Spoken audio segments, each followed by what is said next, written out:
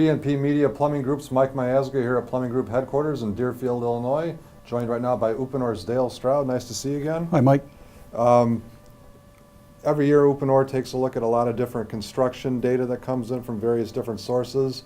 What are you guys seeing right now in terms of where the home building industry is headed, and maybe now and maybe a little bit into the future?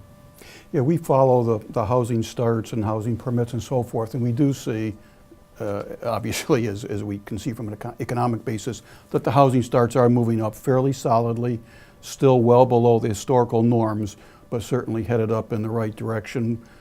This year will be up 20% over last year, and probably a similar increase next year.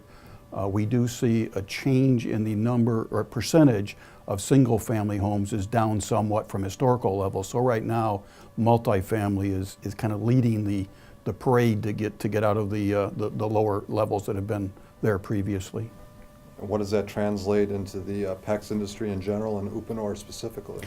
Well, PEX, during the downturn in the housing industry, PEX actually did very well. It outperformed the industry largely due to its replacing some of the other materials used for plumbing, as an example, during the downturn. So PEX outperformed the industry, the housing industry, during the downturn, and has really continued to outperform during the upturn now. So PEX is doing quite well, and frankly, we're doing even probably better than the rest of the PEX industry right now ourselves. Is where the market is right now, does that put Uponor in a confident stage going forward? Yes, we're pretty optimistic about the future, both from our residential business as well as our non-residential. There's a lot of opportunity in non-residential where PEX is not as widely used right now. So we're pretty optimistic about the future. It's good to see you as always, Dale. Thanks, Mike. All right.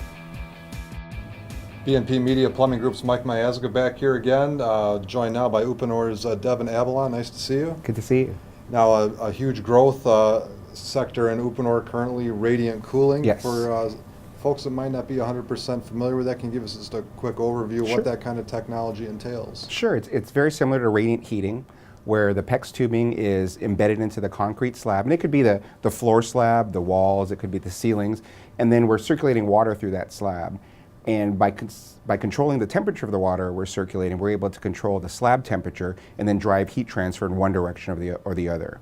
So in terms of a radiant cooling system, we'd be circulating chilled water rather than the heating hot water, creating this cooler surface, and then naturally that cooled surface is going to be drawing energy, drawing heat away from the rest of the space. So it can become a very effective way to cool a space.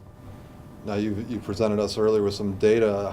What kind of energy savings are we potentially talking about? Well, it varies. You know, there are a number of studies that have shown a radiant cooling system, depending on the environment that it's installed in, could save anywhere between 17 to 42%. That was based on a Lawrence Berkeley National Lab study versus a baseline VAV system. There have been subsequent studies done by other groups that show energy savings over 50%.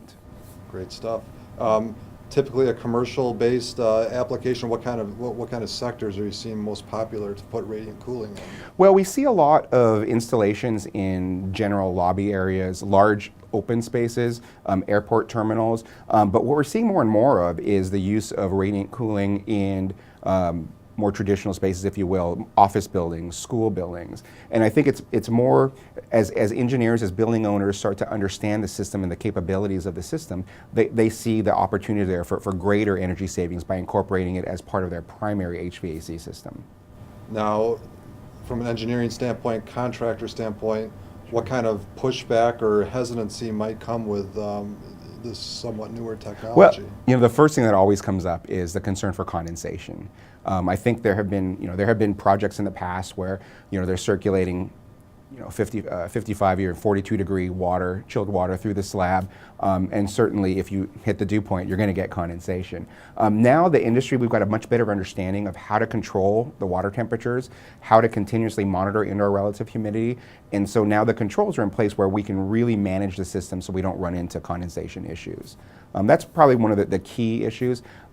Other concerns, you know, there's that lack of familiarity, not understanding how the systems should be zoned, how it should be controlled. And as we start, you know, do more and more of these projects, there's a much better understanding of how to do that properly. A lot of good stuff going on in Uponor. Great. Nice to see you. Good to see you.